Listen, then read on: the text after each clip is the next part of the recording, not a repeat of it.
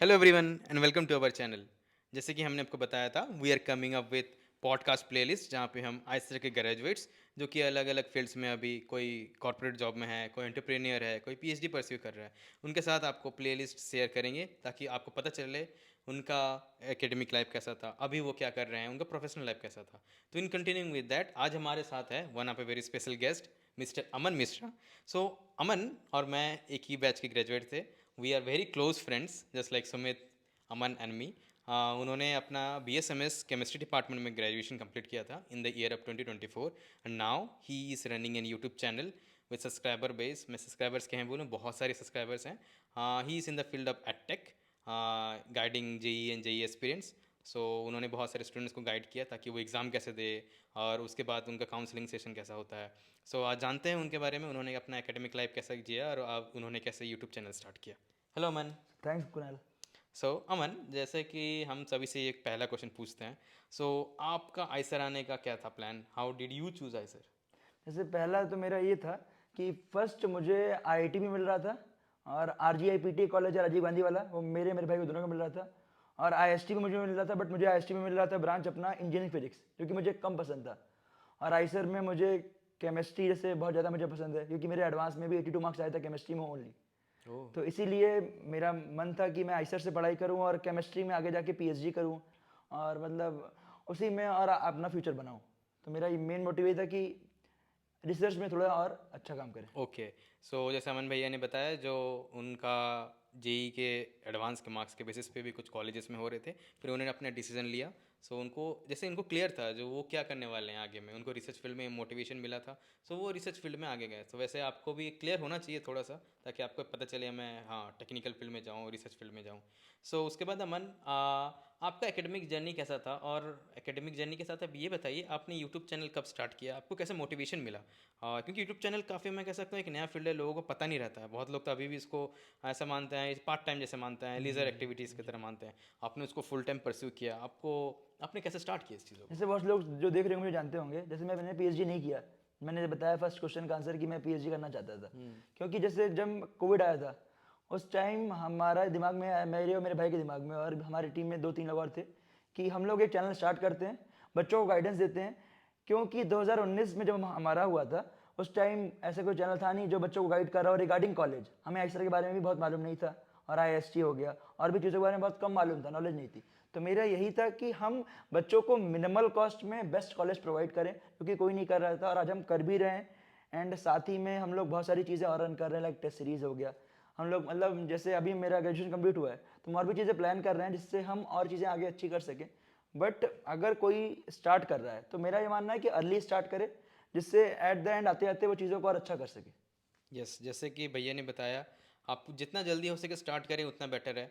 हाँ, जैसे वो आपको और भी डिटेल्स में बताएंगे कैसे उन्होंने, आप उनको क्या प्रॉब्लम फेस हुआ ये। और उन देखिए, क्योंकि यूट्यूब जर्नी एक, आप कह सकते हो ये ऐसा रास्ता है, आपको खुद ही चलना पड़ता है, आपको कुछ ऐसा श्योर शॉर्ट पाथ नहीं है हाँ इतने दिन के बाद इतने सब्सक्राइबर हो जाएंगे। उन्होंने अपना थॉट प्रोसेस कैसे बिल्डअप किया, जब मुझे जेई बच्चों को कैसे कैसे गाइड करना है। क्योंकि ये देखिए, एक पॉजिटिव माइंडसेट और मोटिवेशन होना चाहिए, जबकि उनको पता चला जो उनके समय कुछ नहीं था, तो उन्होंने ये लाया। अब बच्चे उसको बहुत सारा, आप कह सकते हो, हाँ। प्यार दिया, तभी आज वो इतना ग्रो किए। सो मैं ये जानना चाहता हूँ भैया, जो आपका जैसे आपने एक फुल फ्लेज BSMS डिग्री भी कंप्लीट किया, उसके साथ आप यूट्यूब चैनल भी रन कर रहे, तो तकलीफ तो बहुत हो रही होगी, आपने उसको कैसे मैनेज किया? और मैं ये जानना कहना चाहता हूँ, अगर बच्चा अभी कुछ नया फील्ड में करना चाहता है, नॉट बेसिकली जेई और भी कुछ अलग फील्ड में, तो वो कैसे करे? तो पहले तो जैसे आपने पूछा कि मैंने कोर्स कैसे मैनेज किया। कोर्स करिकुलम में कई बार ऐसा था कि मेरे कुछ मार्क कोर्सेज में थोड़े नंबर कम आते थे, बट मैं मैनेज कर रहा था कि मैं कहीं और अच्छा कर रहा हूँ। बट एट द एंड जैसे ऐसा नहीं कि मेरे बहुत कम नंबर आते थे, जैसे चीज़ों में मेरे कुछ कोर्सेज में बहुत अच्छे नंबर आते थे, एक दो कोर्स में थोड़े नंबर कम आए, बट मुझे मालूम था कि मैं कहीं एक अच्छा काम कर रहा हूँ। तो एक तो पॉइंट ये था कि जब भी अगर आप कोई काम कर रहे हैं तो ऐसा हो सकता है कि एक काम थोड़ा सा कम अच्छा हो सकता है, बट आप ये देखिए कि आप जो भी कर रहे हो अपने में बेस्ट करो। दूसरी मेन इंपॉर्टेंट बात, अगर आप कुछ भी करते हो स्टार्ट अर्ली कीजिए, जैसे फर्स्ट ईयर सेकंड ईयर में कीजिए, क्योंकि आपके पास फिफ्थ ईयर आते आते आपके पास ऐसा बैकअप होना चाहिए ना कि अगर मैं उससे फुल टाइम करने वाला हूँ तो मेरे अंदर होना चाहिए कि मैं उसे कर लूंगा। अदरवाइज आप खुद सोचिए, आप अगर फाइनेंशियल स्टेबल नहीं होगे तो आपको आगे दिक्कत आएगी। अब जैसे मान लीजिए अगर मैं 5th ईयर में स्टार्ट करता तो मेरे पास चीज़ें होती ही नहीं, मेरे पास बैकअप नहीं होता। अभी तो मेरे पास मुझे मालूम है कि हाँ हम ये चीज़ कर सकते हैं, और भी मेरे टीम में काफ़ी सारे लोग हैं जो चीज़ें मैनेज करते हैं। जैसे हमारा एक चैनल मेन है वी1 अकेडमी आइसर है, कॉलेज काउंसलिंग हेल्प है, और भी अभी हम लोग और भी चैनल स्टार्ट कर रहे हैं जो कि बच्चों को गाइड कर रहे हैं। तो उससे यही था कि मेरा ये मोटिव था कि जो भी बच्चे जेई के हैं, आइसर के हैं, जो लोगों को मालूम नहीं है, वो लोगों मतलब अवेयरनेस, जैसे आपको भी आपके टाइम आइसर के बहुत कम मालूम होगा, अभी मोस्टली बच्चों को आइसर मालूम है, और 1 लाख से ऊपर बच्चे आइसर का एग्जाम दे रहे हैं। यस। आप खुद देखिए, तो ये चीजें मतलब लोगों को पता चल रहा है। और मैं यही बोलता हूँ, अगर आप कोई भी फील्ड में काम कर रहे हैं, अर्ली कीजिए, क्योंकि जितना जल्दी आप करोगे। और ये भी मानना मेरा है, जैसे कोई बच्चे डरते हैं कि नहीं मुझे नहीं करना चाहिए, अगर आप कुछ अलग करते हैं, जैसे आपने बहुत लोगों ने देखा होगा आईटी भी हो गया, जो लोग स्टार्टअप में जा रहे हैं, आपके पास खुद का काम करने के लिए, आप किसी कंपनी के लिए काम करो। अगर आप खुद के लिए करोगे तो आपके लिए बेटर रहेगा। अगर आपके पास ऐसा कोई आइडिया है तो अपने दोस्तों के साथ भी डिस्कस कीजिए। अकेले कई बार ऐसा होता है कि लोग सोचते हैं हम हर चीज अकेले कर लेंगे, टीम बिल्डअप करना भी जरूरी है। अगर आप टीम बिल्डअप करेंगे अच्छी, तो आपका और अच्छा होगा। जैसे मैंने भी स्टार्टिंग में खुद स्टार्ट किया, बट बाद में जैसे जैसे हमको टीम बढ़ानी पड़ी, क्योंकि जैसे जैसे टीम होगी, आप हर काम अकेले तो कर नहीं सकते हो। जैसे आप किसी कंपनी में काम कर रहे हो, तो अगर आपके पास टीम अच्छी है तो काम अच्छा होगा। यस। आप देख रहे हैं भैया ने कितना सही टाइम पे सही डिसीजंस लिए। उनको ये आप देख सकते हो, उन्होंने यूट्यूब चैनल के साथ अपना सक्सेसफुली बिजनेस भी रन किया। कैसे टीम बिल्डअप करना चाहिए, कैसे डिसीजंस लेना चाहिए, कैसे ऑपरेशंस करने चाहिए। सो आपको ये सब समझना पड़ेगा, ताकि आपको भी अगर करना है तो फुल फ्लेजेडली उस चीज़ों को करिए। ऐसा नहीं आधे मन के साथ कुछ काम मत स्टार्ट कीजिए। आप कर रहे हो, पूरा साल भर एक बार ट्राई करिए, उसको अच्छे से कंटेंट बनाइए, उसको एनालाइज कीजिए, और सोचिए हाँ मेरा वीडियो कैसे जा रहा है, ऐसा आ रहा है। और एक चीज़ और बोलना चाहूँगा कि बहुत से लोग बोलेंगे आपको बीच में कि ये नहीं करना चाहिए, क्योंकि मतलब लोगों को पहले लगता है कि, सबसे पहले उनको लगता है कि कुछ भी स्टार्ट करो पहले अर्निंग हो। अगर आप कोई भी काम करते हैं, जैसे किसी ने कोई कंपनी स्टार्ट की होगी, तो वो एक जैसे अमेजॉन हो, कोई भी कंपनी हो, वो इनिशियली तो स्टार्ट हुई होगी ना, तब आज जाके उतनी बड़ी बनी है। तो कोई भी स्टार्टिंग करने के लिए हमेशा अर्निंग नहीं देना चाहिए। एक बार जब चीज़ें अच्छी होंगी तो वो इतनी अर्निंग करेगी कि आपका किसी और आप कहीं काम भी करोगे तो आपको लगेगा कि नहीं मैं अपना कुछ कर सकता हूँ। तो अर्ली स्टार्ट करने का फायदा ये है, और आपके पास टाइम मिल जाए, क्योंकि आप कॉलेज में हो तो अभी आपके पास रिस्क टेकिंग कैपेबिलिटी है। यस। तो 5th ईयर के बाद तो हमारे पास इतना टाइम नहीं है कि अब हम रिस्क लेंगे तभी हम करेंगे। उस टाइम मेरे पास था कि मैं रिस्क ले सकता हूँ, तो इसलिए मैंने चीज़ों को और अच्छे से किया। तो मैं यही बोल रहा हूँ, अर्ली कीजिए और रिस्क लीजिए। रिस्क लेना बहुत जरूरी है। आपको सुने होंगे रिस्क है तो इश्क है, क्योंकि मतलब अगर आप लेंगे तो आपको आगे जाके बेनिफिट मिलेगा, यस। ये मेरी गारंटी है। यस, बहुत अच्छा बताया है अमन भैया ने। सो उनके तरह प्रोफेशनल लाइफ के बारे में वो जानते हैं।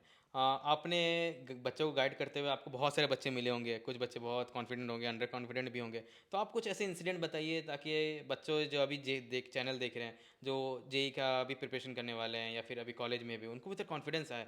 हाँ नहीं, ऐसा केस भैया ने भी देखा है, ऐसे केस बच्चों को भी होता है। तो बहुत बच्चों को हाँ, लगता है ये मेरे साथ ही हो रहा है ऐसा कुछ। जैसे कुछ ऐसे बच्चे होंगे जो पिछले साल एक हुआ था इंसिडेंट, 236 मार्क्स पे आया 99 परसेंटाइल। तो बहुत सारे बच्चे डरे हुए हैं कि भैया वो दोबारा रिपीट तो नहीं हो जाएगा। पिछली बार एनटीए में नीट का भी देखा होगा स्कैम वगैरह। तो इस अब मतलब नीट हो गया, जेई हो गया, इस बार एनटीए ने बहुत चेंजेस किए हुए हैं। तो आप डरिए मत, अपने ऊपर भरोसा रखिए। अगर ऐसा कुछ पास्ट में हुआ है तो अब आगे नहीं होगा, क्योंकि इस बार धर्मेंद्र प्रधान सर ने भी बोला है कि सब चीज़ें बिल्कुल फेयरनेस में हो रही है। तो अच्छे से आप पढ़ाई कीजिए। और जो बच्चे भी डरे हुए, लाइक जनवरी का एग्जाम है, अप्रैल का है, एडवांस का है, जब भी आप एग्जाम के लिए फोकस कर रहे हो, आखिरी के 20 दिनों में नया कुछ नहीं पढ़ना है। जो भी पढ़ना है, आपने जो पढ़ा हुआ है उसे रिवाइज करना है। साथ में पीवाईक्यू लगाइए, मॉक टेस्ट लगाइए, जिससे आपके नंबर इंप्रूव हो। जब भी आप मॉक टेस्ट लगाते हैं, उसमें एक चीज ये होता है, जब भी आप लगा रहे हैं, तो जैसे पहले आप करते हो केमिस्ट्री, फिर करते हो फिजिक्स, फिर करते हो मैथ, तो आप रियल एग्जाम में भी वैसे कीजिए। आप भी ऐसे करते हो ना, जैसे पहले आप करते होगे, पहले फिजिक्स करते हो, केमिस्ट्री करते हो, मैथ करते हो, तो वही पैटर्न फॉलो करना है। और आपको राउंड 1 में वही सवाल लगाने जो प्रीवियस ईयर टाइप के हो और जो इजी हो। तो मतलब अपने आप को फोकस रहिए, पढ़ाई अच्छे से कीजिए, गारंटी सिलेक्शन होगा। आप खुद सोचो, आप नहीं पढ़ रहे हो तो कोई और पढ़ रहा है। तो अगर आप पढ़ाई करेंगे तो सिलेक्शन होगा, ध्यान दीजिएगा। अगर सिलेक्शन नहीं भी हुआ तो आप इतना अच्छा कर लोगे कि आप लाइफ में जरूर अच्छा करोगे। कोई भी चीज खराब नहीं जाती है, ध्यान दीजिएगा। यस, जैसे भैया ने बहुत अच्छे से बताया, बहुत सपोर्टिव वे में बताया, जो कुछ वेस्ट नहीं जाता। आप कुछ अगर नहीं पढ़े होता हो है। तो इन या आज नहीं तो कल, नहीं तो कोई दूसरे एग्जाम में उसका रिजल्ट जरूर दिखेगा। एक चीज और बोलना चाहूंगा, जैसे हम लोग कोटा गए थे, आपको पता होगा। हम्म। कोटा हम गए, जैसे कुछ बच्चे बाद में निकलते हैं, कॉलेज जाते हैं।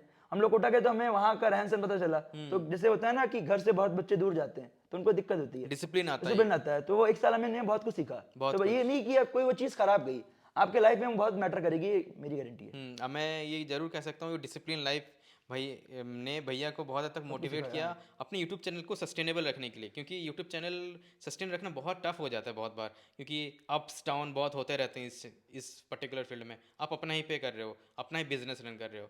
तो जैसे कि भैया ने बताया how to run a business, उन्होंने कैसा स्ट्रेटजी रखा।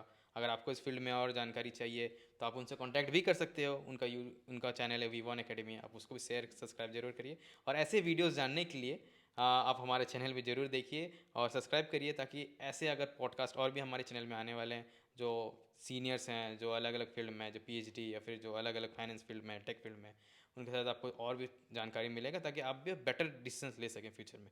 With this we come to the end of the podcast. Thank you Aman for sharing your valuable experience, ताकि हमारे बच्चे भी जो एंटरप्रेन्योर कर सके, उनको भी मैं क्या कर सकूँ, मोटिवेशन मिलेगा। हाँ भैया ने किया तो मैं भी कर सकता हूँ। Thank you. हाँ, और लास्ट में कुछ बोलना चाहूँगा कि एक पॉइंट ये कि सब्सक्राइब करने के साथ साथ इनका भी करिए, क्योंकि आप खुद सोचिए, अगर आप सब्सक्राइब करेंगे तो ये सारे पॉडकास्ट लेके आ रहे हैं, जितने भी आईसर के एस्पायरेंट हैं, Yes. साथ में IIT के हैं, टायर 3 कॉलेज के हैं, सब चीज़ों को कवर कर रहे हैं जैसे आपको हेल्पफुल रहे। लोगों को मालूम नहीं होता है कि कैसी चीज़ों को करना है। बहुत सारे लोग हमारे फ्रेंड ऐसे भी हैं जो टायर 3 से एक अच्छे कॉलेज में गए, टायर 3 से एक अच्छे कंपनी में गए, सॉरी। तो अगर आप अच्छा करेंगे तो आपका अच्छा सिलेक्शन होगा। अच्छे से पढ़िए, wish you all the best. मिलते हैं आपसे किसी अगले वीडियो में। Bye bye. Okay bye.